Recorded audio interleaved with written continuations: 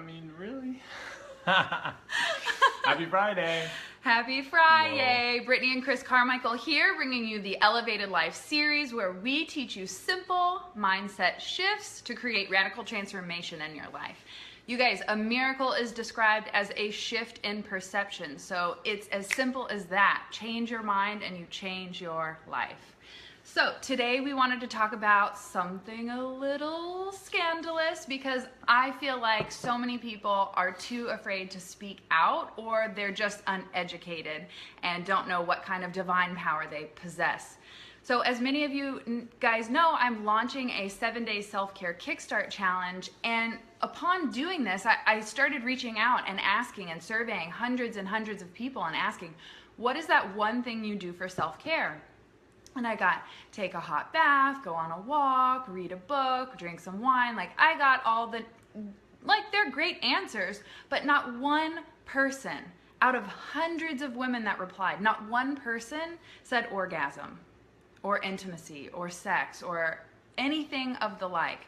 And so it got me thinking, we need to talk about this. And I brought this up with Chris and talked about how, everyone's afraid to speak up about being intimate, or again, they're uneducated in how to do that and why it matters and what kind of beauty you can create with that energy. Again, it's divine. It is enough energy to create a life. So think about what you could do with it if you transformed it into something, beyond just children. Wow. So I know. What a hell of an introduction today. Wow. All right. So with intimacy, what you really want to be doing here, and this is sort of the hidden thing that keeps long-term relationships going. If you're not intimate, then I'm sure we've all pretty much been in that situation where the relationship just kind of fizzles out, and it's because you stop being physical and you stop connecting. Our cat is going bonkers. You cannot have bells on the door. This is awesome. Welcome to live video. Take that. Got him?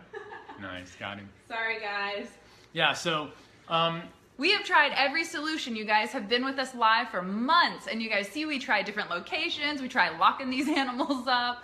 I mean, he's playing with the door handle now. You just can't. You can't outsmart a cat. Yeah, you're not going to beat him. So the important thing with intimacy and with long-term relationships is to realize that we're not built for them, strangely enough. And if you look back, what you realize is that the idea of monogamy is something that's cultural. And so if you're going to have a sustained long-term relationship with someone, then you have to play a different game, or you have to have a different mindset. Called intimacy than the short term. So most people with short-term relationships, basically, people want to have sex. The guy basically says anything possible to make that happen. And then as soon as that happens, the guy rolls over, or the female, news just broke something. The cat's wild. You roll apart, and there's no more emotional connection there. And so in a long relationship, you have to figure out how to battle through that. And the big problem is that when a guy has an orgasm, specifically males here, he produces a lot of a chemical called prolactin. And when you produce a lot of prolactin, it causes you to push away a partner. Well, many moms would know that prolactin is that same hormone that gets produced when you're breastfeeding and you're having a child. So you, and let me know if you relate to this. So you push away, again, I only have animal children. You push away your partner when that prolactin is higher, and you don't understand why you're not horny, or you don't want to become intimate, or things of that sexual nature. It's because your prolactin levels are really high, and it happens in men as well. Yeah, so as soon as the guy orgasms, his prolactin shoots up, and his dopamine and his oxytocin shoot down. And what happens when those two things occur simultaneously is that his partner becomes sort of insignificant. And that's why a lot of guys don't cuddle after sex. And it's not that we don't want to, it's that we're wired not to. And So I mean, it makes sense. Men can procreate. It makes sense. If you're going to create a species and that species is going to, continue, nature wants to populate. If you go outside and watch what animals do, they're doing it. So, I mean, do what they do on the Discovery Channel. And we're sort of animals. We have that same kind of makeup here in this body. And so our bodies are still wired that way. Despite the fact that social standards say this, or cultural standards say this, we're still sort of wired that way. So you have to figure out ways in which to combat that. And the reality behind it is that, like, once a man figures out that he can masturbate, he's going to, because that's just sort of the way it is. And guys don't ever prolong that. They don't wait, days and days or weeks in between. And so they don't get that buildup of the oxytocin, which is the chemical, the neurotransmitter that your body produces, like the cuddle hormone. It's like what you feel is intimate, and you want to cuddle, and you want to go on long walks, and you want to do things like that. So for the guy, what ends up being important is to prolong his orgasm. And that what ends up happening is he's able to start building intimacy. You don't have that prolactin buildup. And so you're playing a different game. This is different than the short game. This is different than the one night stands, or maybe even dating, real hot and heavy in the beginning. And then as the relationship continues, it starts to wane a little bit. And then you grow apart, and you don't understand why, and then you're meeting new people and things like that. And now we're at the spot where most people are in. It's like the intimacy's not there. They don't feel appreciated. They don't feel beautiful. They don't feel cared for. And so the relationship starts to fail. And once you fail in the bedroom, it's just a slow domino effect into everything else. And so what ends up having to happen is the guys have to prolong that period. I mean, I can't stress how important that is if you want to have a longer sustaining relationship where you care about one specific person. Because the second that the orgasm happens, and then you're talking about ejaculatory orgasms, there's different ones for guys and for girls. But specifically this, because you're using so much energy, you're dumping everything, all of your life, all of the nutrients that you've been eating, all of the nutrition that's happened into the possibility of having a child. And so you give it everything. And so afterwards, that's why men take a nap afterwards. Yeah, you don't have anything more to give. And so when you're doing that on a regular basis, your body gets drained, and you can't pour out that same kind of love and things like that you watch in movies where people are just happy nonstop. Your body goes into a down period, the refractory period it's called. And then if you study any of Masters and Johnson, who they made the Showtime TV show on Masters of Sex, if you watch any of that, or if you pick up, I brought a couple books here. If you grab any books like this guy, The Multi-Orgasmic Man, or you can grab from the same guy, Multi-Orgasmic Couple, it talks about these kind of techniques. Like these aren't new things. People have been doing these for thousands of years. It's just that in the Western world, we don't talk about any of this stuff. It's so taboo that no one even wants to talk about sex, or that they might enjoy it, or that they have fun times with their partner. It's constantly sold to us. It's sold in commercials and sold in magazines and things like that, but we don't really get to talk about it. Yeah, what's bullshit is they advertise all these women in underwear, bikinis, and sexy romantic couples, and then you're shamed for doing that. So it's advertise and get our animal instincts primed, and we want it, and then tell us that we're whores and sluts for doing it. So we have to break that cultural chain. It's really ridiculous, and I spent many years feeling guilty and feeling shameful and dirty and all those other shitty ass feelings that come with that cultural belief system that it's bad. So we have to begin to break those habits. And I want to ask you, when is the last time you touched your partner in an intimate way? And when is the last time you guys had sex where you didn't think about the grocery list, or what you have to do later, or what you didn't do, or what that bitch said earlier? When's the last time you really truly connected?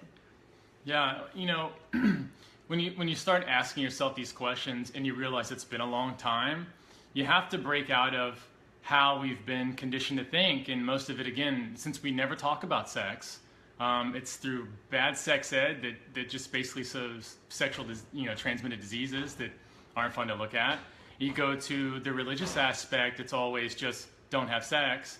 You go to your parents and they don't really want to talk about it that much. And so you're kind of lost trying to figure it out on your own, and the only source we really have is media, and that's going to be through porn and things like that. And there's not an intimacy level. It's just very quick, very much over with. There's minimal foreplay and things like that. And when we're talking about playing this longer game, you're not rushing to orgasm. You're there experiencing your partner, and it becomes more of a spiritual practice.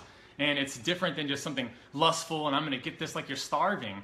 it becomes this thing that just plays out. And where sex was before, the average sex is under 3 minutes. It's really abysmal. And the problem is because we're rushing to things. Again, guys get in a masturbatory phase where they're used to hiding it, feeling shameful about it. And so they do it very quickly. And so sex is just a repetition of that pattern. And so breaking out of those patterns and being with your partner becomes how to sustain really long-term relationships. Yeah. Something else as you were talking made me think about, like, do you take all your clothes off? Are you ashamed of your body? When's the last time you guys just laid in bed naked and touched each other and honored and it doesn't have to be sexual either. Yeah. It doesn't have to be sexual. Just being together with each other. She's talking about have you thought of other things while you're having sex? And like sex starts to become something different where you're just there with your partner, and it's not like you're not rushing to anything. You're not trying to get done and go to bed. You're not trying to do anything else but be there. And time passes. In order to have, moments like that, we have to start looking at intimacy totally in relationships differently. They can start to be this spot where you open up and those feelings of like shame and guilt just kind of go away because now you're experiencing it with the person who's not judging you and just there to be with you. Mm-hmm. That's beautiful. So let me ask you this. What's one tip, one piece of advice you would give to people that want to kickstart their intimacy with their partner or themselves? Start doing it. Start. There's no other way than to, get in with your partner. Both of you take all of your clothes off and just sit there. Just look into each other's eyes, send thoughts of love and things like that. And what starts happening is you start to open up a different part of your relationship. And communication starts to open up. You start being more honest with things. Yeah, it's like an internal intention. It's like you can touch your partner and then you can touch your partner. So like, I believe that it's the intention behind. How did the cat get out? You open the door. Oh my gosh. Well, that is just a life lesson right there. That if you stay determined, that you can make anything happen. That's true. This cat's always teaching me life lessons, even ones that I feel like I already know. But we'll introduce you guys. I'm sure you all know Mr. Noodles. He likes to make star appearances in our live videos and let people know that he runs the show. That's true. So we've got lots of exciting things in store for you guys this year. Things like talking about intimacy, things like talking about taboo stuff that no one's willing to stand up and speak about it. So if this resonated with you, if you feel like you had an aha moment and maybe there's like a mindset shift that you had around intimacy or your own sexuality and how that is a spiritual act, like let me know. Let us know in the comments. We want to hear from you. We want to know, like, do you feel this way? Do you have the courage to speak up about it? And, what advice do you have to offer to the millions and billions of people that, do suffer from this? I know women that have told me that they've never even had an orgasm. And that is a mental block that has been created in the mind that is not positively serving. When you orgasm, you literally send so much healing energy, all throughout your body to your partner's body. And it begins to heal on an energetic level. Yeah, and being able to have conversations like this, us talking about this was inspired by you guys. Someone messaged us, and we get questions about relationships all the time, and we kind of want to dive into some of the deeper topics.